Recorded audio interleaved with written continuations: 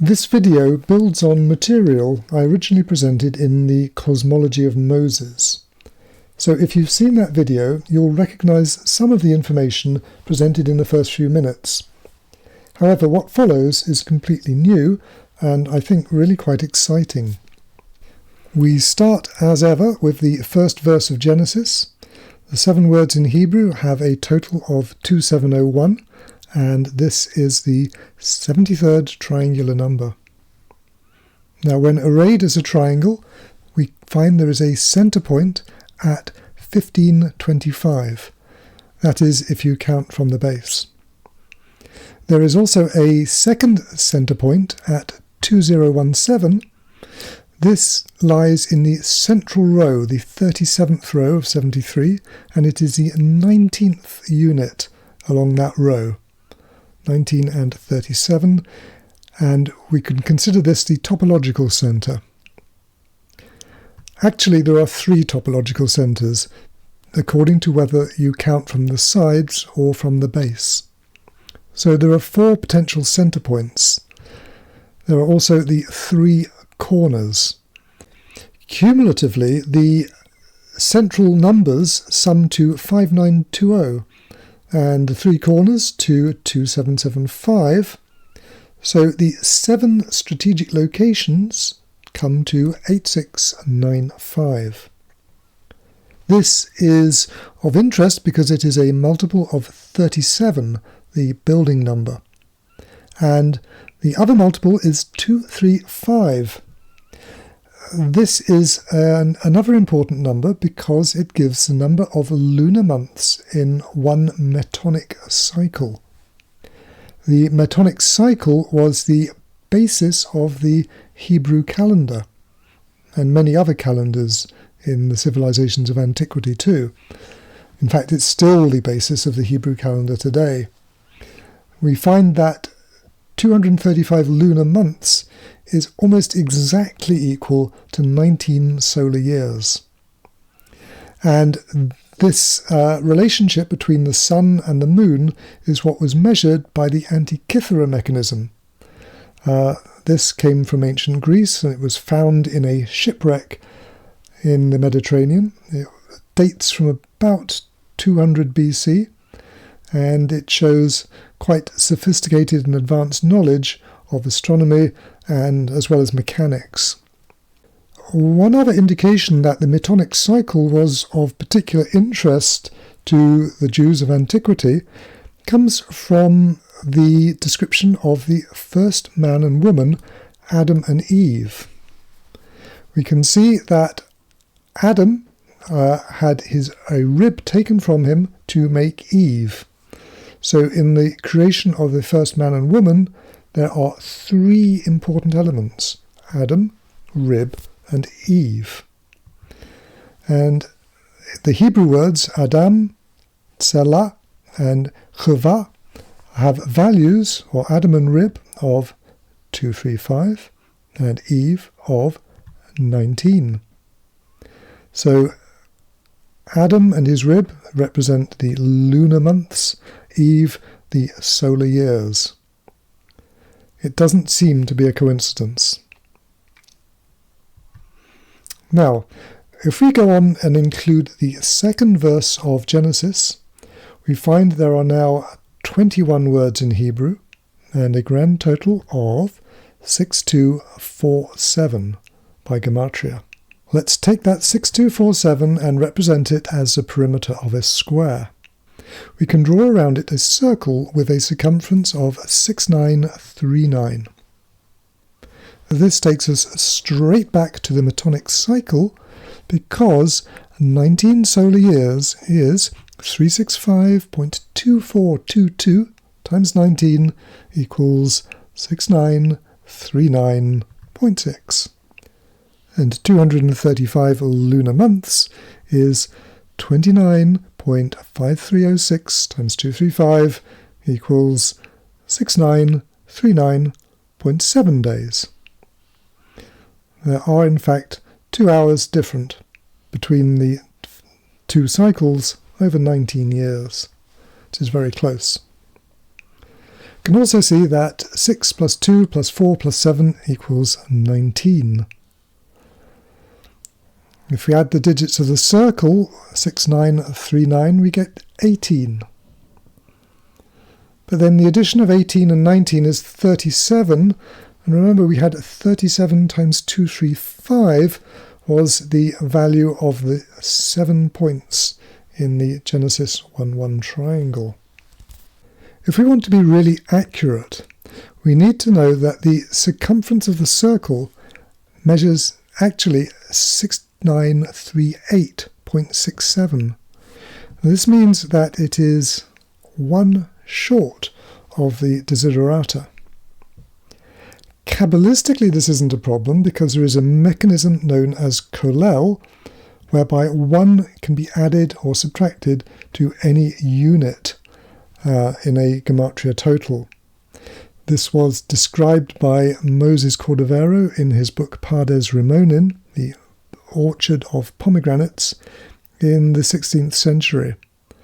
It comes from the Hebrew word kollel, to make perfect, and as 1 represents the unity, the totality, the universe, God himself, it is immaterial whether it is added or taken away, nothing changes. That is the Kabbalistic explanation. However, we also see that adding 6938.67 to 6247 gives a new total of 13185.67.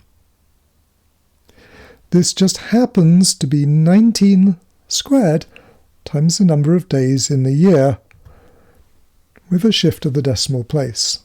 19 squared times 36.525, as opposed to 365.25. That's rather neat.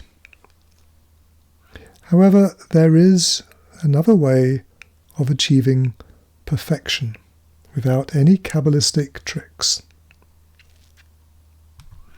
We've looked at the first 2 verses of Genesis that came to 6247. This was when God did the heavy lifting, making the heaven and the earth. In the next 2 verses, he creates the light. And there are 18 words in Hebrew for these 2 verses, and they sum to 2589. This gives the first 4 verses a grand total of 8836. Taking the 4 verses as a clue, we can draw a square, a 4-sided figure, with a total perimeter of 8836. The sides of this will measure 2209. Within this square can be drawn a circle, and the circumference of the circle is 6939.778. Once again, we have the number of days in the metonic cycle. Only this time we have the addition of 1 to make it perfect.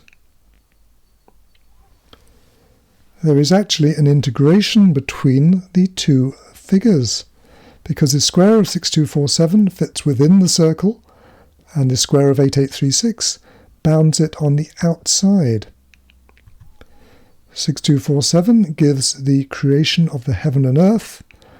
8836 adds the light. And it is the light of the sun by day and the moon by night which lights up the world.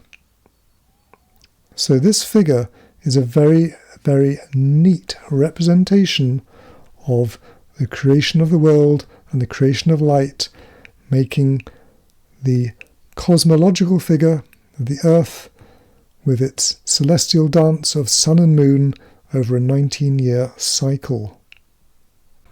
We can now take the 2 squares and place them side by side. What we notice about the 8836 square is that its diagonals measure 3124, and therefore the 2 diagonals sum to 6248, which is 6247 plus 1 to make it perfect.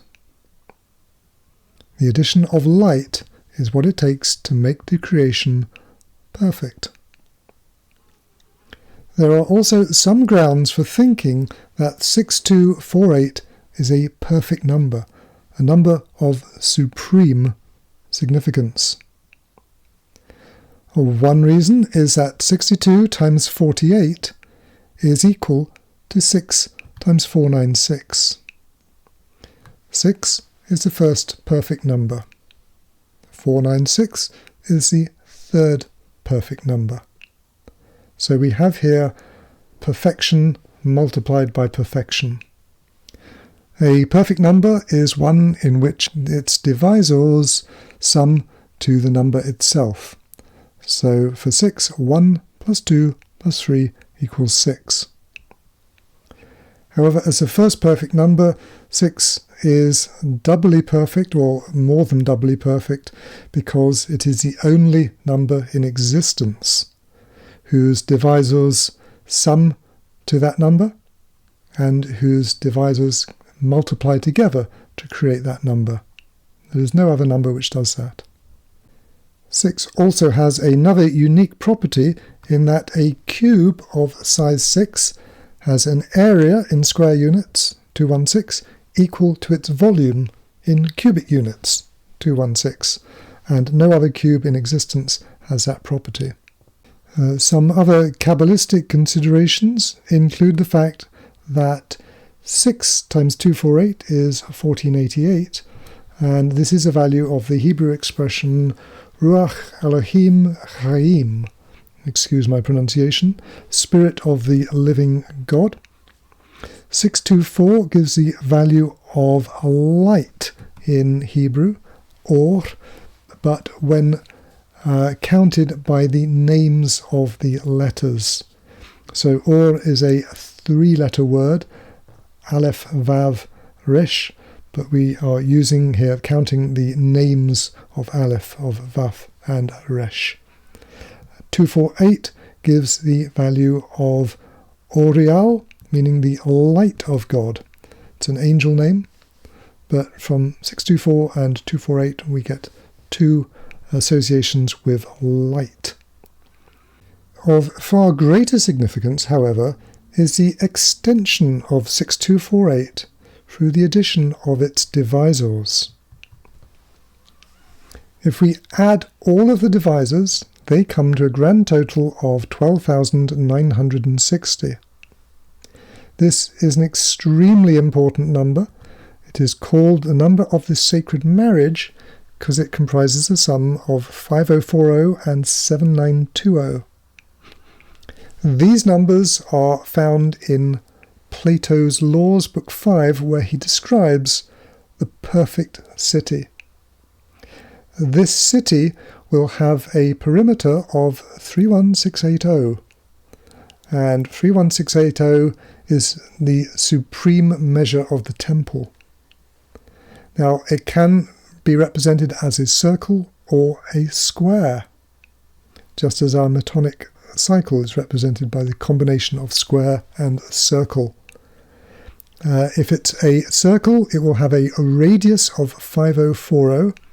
If it is a square, it will have sides of 7920. So 12960 is the marriage of the square and the circle.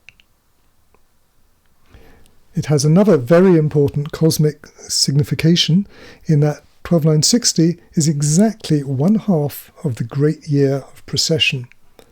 25920 is the number of years it takes for the heavens to move around, and the 12960 has another extremely important signification in that it is exactly 1/2 of the great year of precession, 25920. This is a period of time it takes for the precessional wobble of the Earth's axis to bring the heavens or the astrological signs into their original places.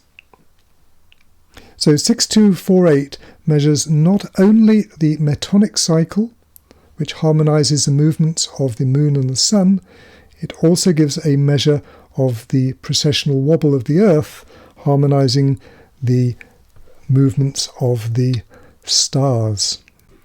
In the New Testament, we find very closely parallel symbolism. In the 6th verse of John, that is 6 as in the perfect number, the number of creation, we find there was a man sent from God whose name was John.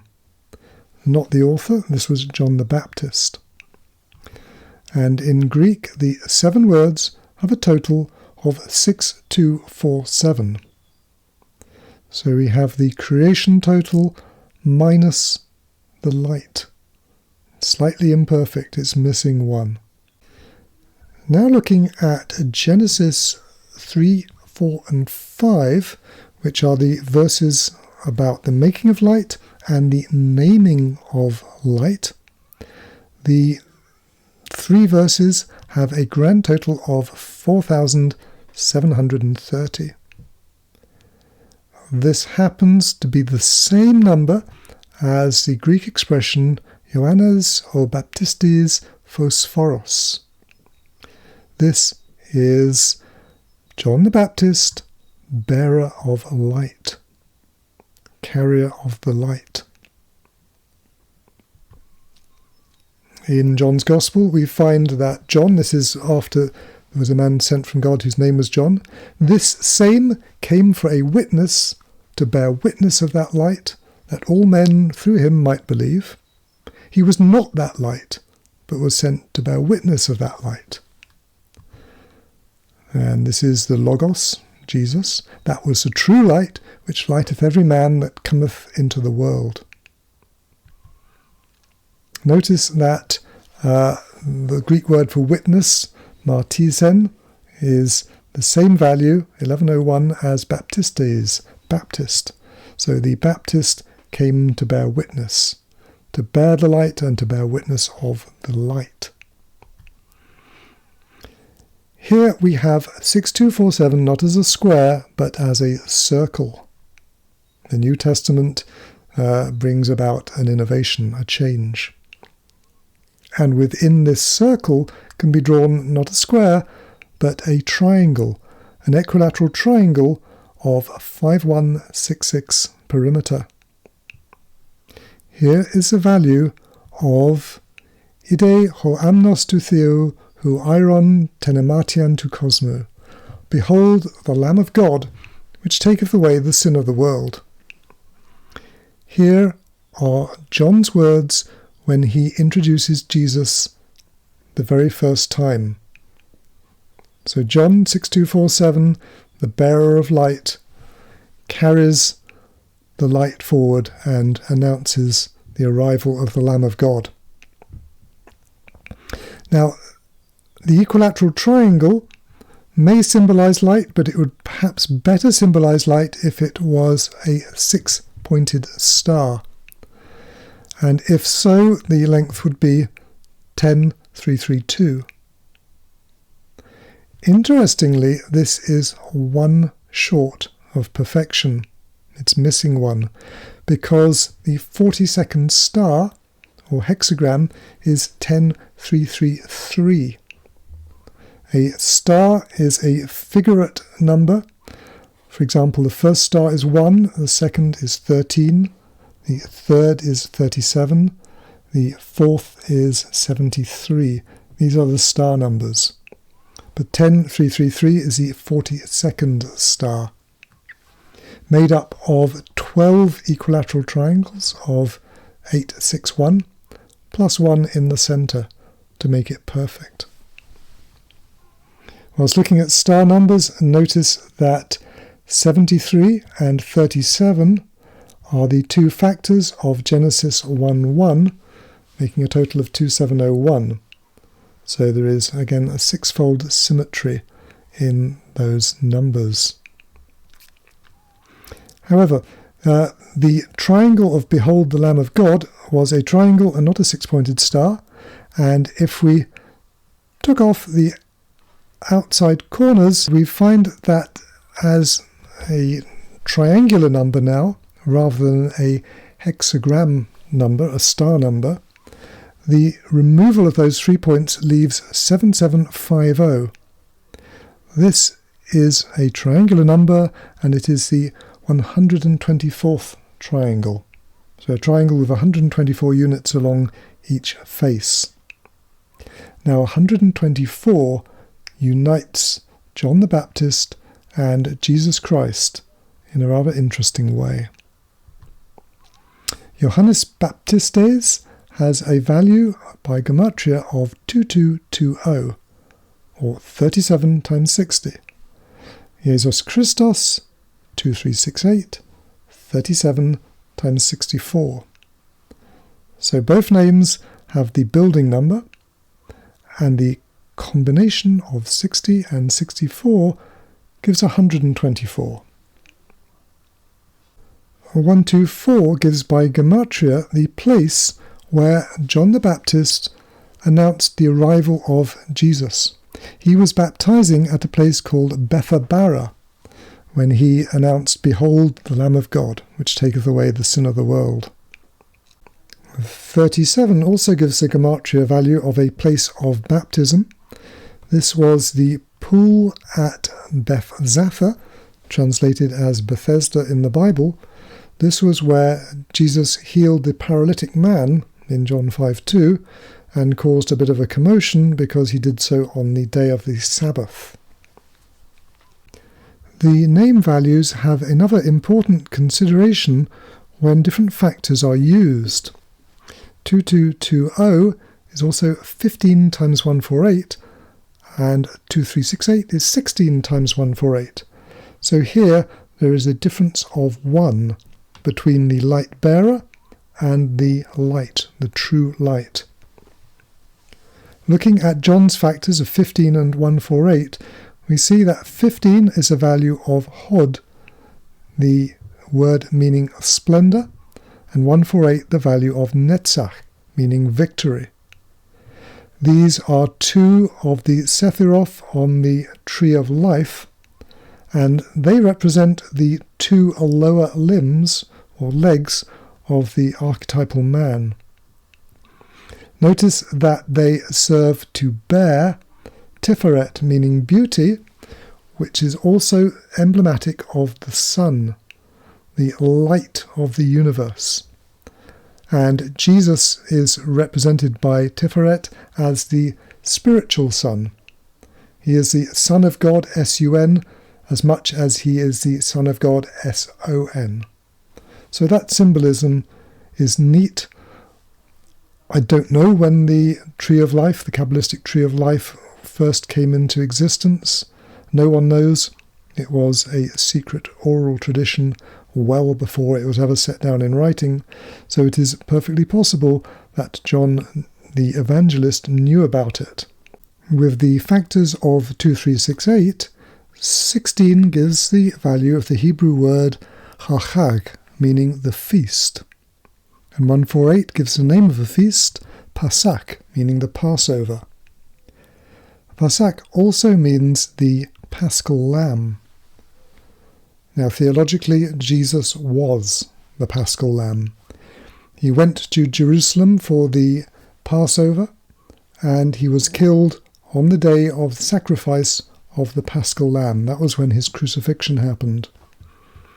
On the evening before was the Last Supper, where he offered bread and wine as his flesh and blood, as a Holy Communion for his disciples. The value 16 also gives the Hebrew word for hyssop, and hyssop was used at the Passover for sprinkling the blood of the perfect sacrifice of the lamb on the doorposts of the Israelites, so that the angel of death would pass over and spare them. Of course, the symbolism of the Paschal Lamb takes us straight back to the beginning and the place where John the Baptist announced, "Behold the Lamb of God, which taketh away the sin of the world." The witness, the bearer of light, Phosphoros, announces the true light. The imperfect 15 becomes a perfect 16. The imperfect 6247 becomes a perfect 6248. The New Testament and the Old Testament united in their numerical symbolism. If you found this presentation interesting, please click the like button and subscribe for more videos of the same kind. Thank you.